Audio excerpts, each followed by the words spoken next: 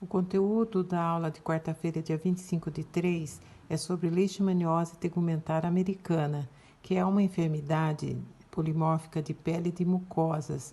Então, nós temos uma variabilidade de tipos de manifestações clínicas, vindo de lesões únicas ou múltiplas na pele, até regiões altamente destrutivas de nasofaringe, que pode ocorrer concomitantemente após essa lesão inicial da cutânea simples ou por disseminação linfática ou hematogênica, indo para a região de nasofaringe. Os protozoários causadores dessa doença é do gênero Leishmania. A gente tem uma variabilidade grande de espécies, mas no Brasil a mais prevalente é Leishmania brasiliensis. Não é uma doença exclusiva do homem, pode acometer diversos animais também, inclusive os roedores, os edentados, canídeos e primatas, inclusive o homem. O vetor é um flebotomínio fêmea do gênero Lutzomia. Tem os nomes populares: cangalha, cangalinha, mosquito palha, devido a ele ser bem clarinho, birigui, tatuíra, tatuquira e diversas espécies em diferentes regiões geográficas do Brasil. A fêmea, ela vai fazer o hematofagismo e aí, quando ela vai fazer o repasto sanguíneo, portanto, ela vai inocular, se ela estiver infectada, as formas promastigotas que vão estar presentes nas glândulas salivares desse mosquito fêmea. As formas clínicas, então, a gente tem a leishmaniose cutânea, a mucocutânea e a cutânea difusa, sendo causada por essas espécies de leishmania, mas, como disse, a mais prevalente é a Leishmania brasiliensis, seguida pela Leishmania guianensis e a Leishmania amazonensis. As formas envolvidas desse protozoário vai depender do hospedeiro em que se encontra. Então, a gente tem as formas amastigotas, que são encontradas no sistema mononuclear fagocitário do hospedeiro vertebrado, principalmente dos macrófagos. Aqui vocês veem uma imagem, então, de um macrófago com as formas amastigotas, onde você visualiza uma forma ligeiramente arredondada, com um núcleo e um cinetoplasto próximo ao núcleo e sem flagelo. Essas formas se dividem por multiplicações binárias. A forma promastigota é a forma mais alongada, que está presente no aparelho digestório do vetor. Então, aqui você vê a promastigota com o núcleo e um cinetoplasto um pouco mais distante do núcleo e um flagelo longo, bastante longo. A forma paramastigota é semelhante ao promastigota, mas elas são imóveis. Elas estão encontradas no trato digestório também do vetor. A transmissão da leishmaniose ocorre principalmente através, então, da picada do flebotomínio fêmea, né? A Lutzomia sp, portanto, que ao se alimentar do sangue, ela vai inocular as formas promastigotas no hospedeiro vertebrado. Essas formas, então, promastigotas, elas vão ser fagocitadas por macrófagos e vão sofrer, então, a diferenciação para a forma amastigota dentro do macrófago e ocorrer divisões binárias. Tem espécies do complexo Viania que essas formas vão passar pelo intestino e depois nas glândulas salivares do mosquito. E tem outra do complexo Leishmania, que elas não passam pelo intestino. Do estômago, as promastigotas dão origem às paramastigotas e depois vão promastigota novamente, que vão se dirigir ao esôfago e faringe e então ficar nesse local para serem inoculadas. O período de incubação dessa doença vai variar de 2 semanas até 3 meses e as formas clínicas envolvidas é cutânea simples, a cutânea mucosa e a cutânea difusa.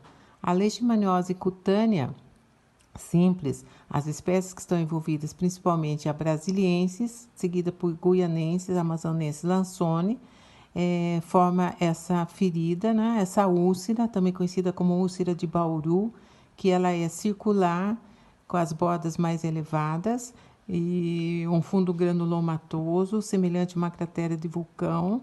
Ela é indolor, ela responde bem ao tratamento e um grande número de parasitas na forma amastigotas na borda da lesão. Um dos testes importantes para essa doença é a reação de Montenegro, que dá resultado positivo. A leishmaniose cutânea difusa, que é mais rara, ocorre em lesões não ulceradas, né, pela pele, principalmente a região do rosto, do tronco.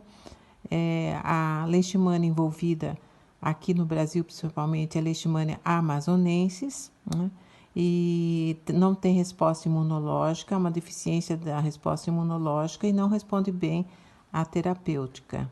Então, aqui vocês veem aspectos da leishmaniose cutânea difusa, com pápulas, principalmente rosto e membros. Aqui também cutânea difusa. E aqui a mais destrutiva, que é a leishmaniose mucocutânea cutânea mucosa, também conhecida como espúndia, ou nariz de anta, ou nariz de tapir. A reação de Montenegro é uma reação exagerada, podendo ocorrer até necrose no local, onde fazem a inoculação do antígeno de Montenegro no antebraço.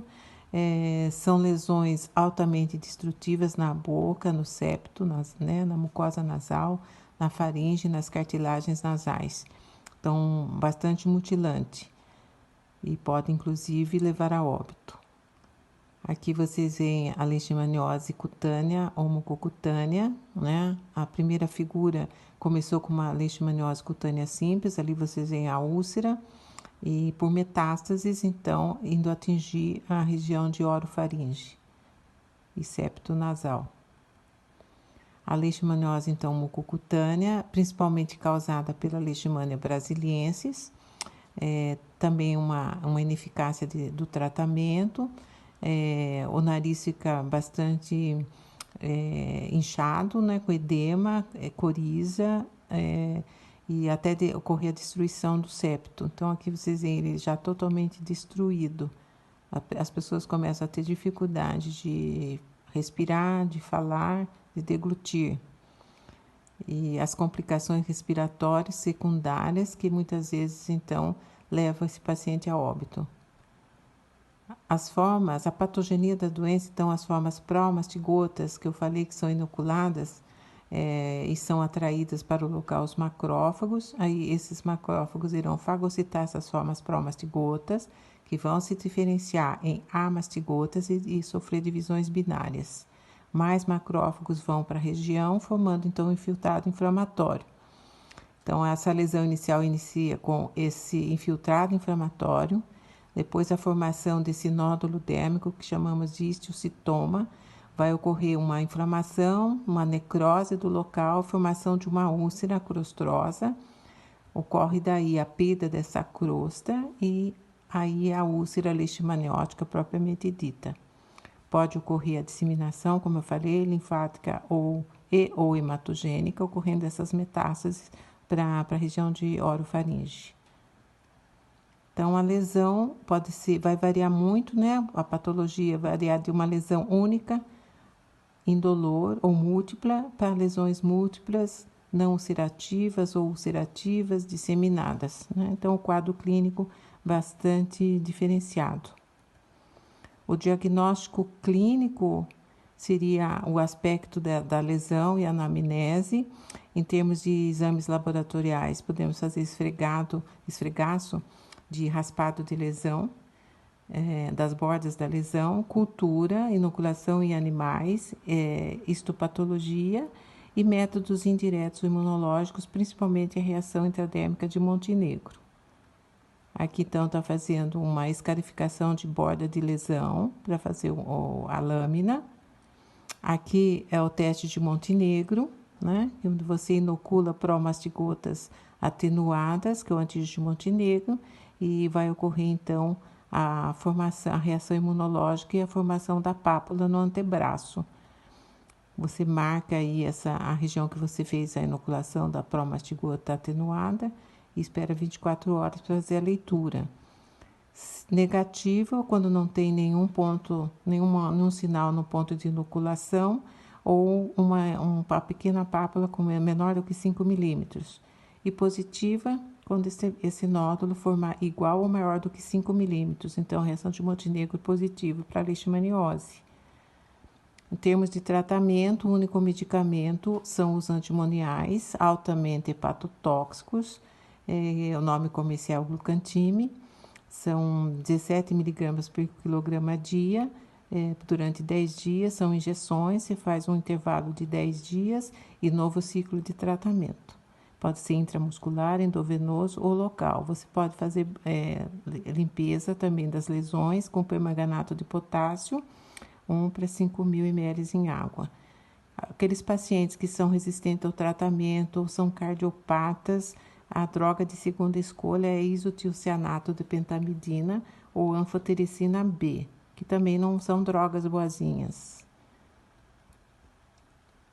Não se deve administrar, então, como eu disse, os antimoniais em gestantes, em cardiopatas, em pacientes com tuberculose pulmonar ou malária.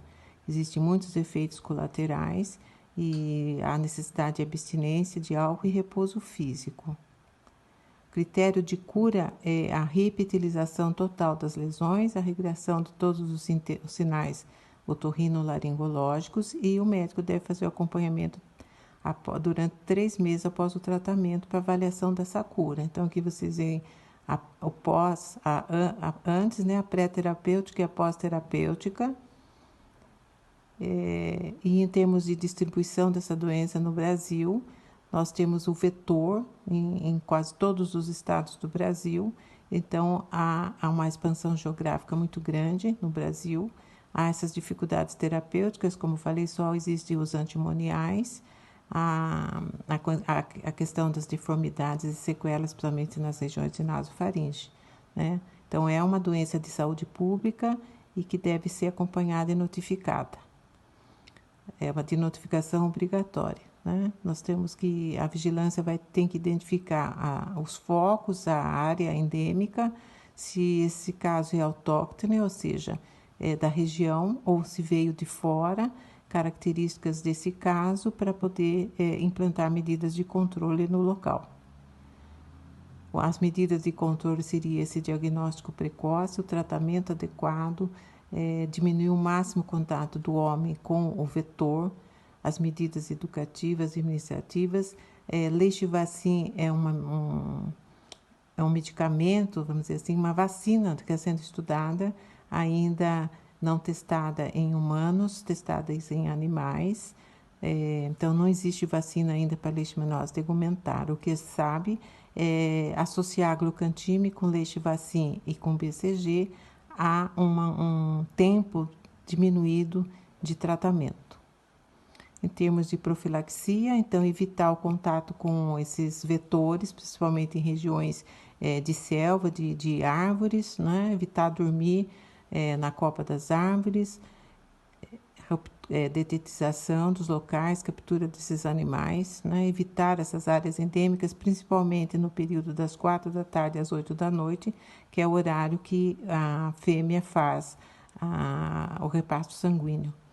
Usar roupas, né, repelentes contra esses insetos.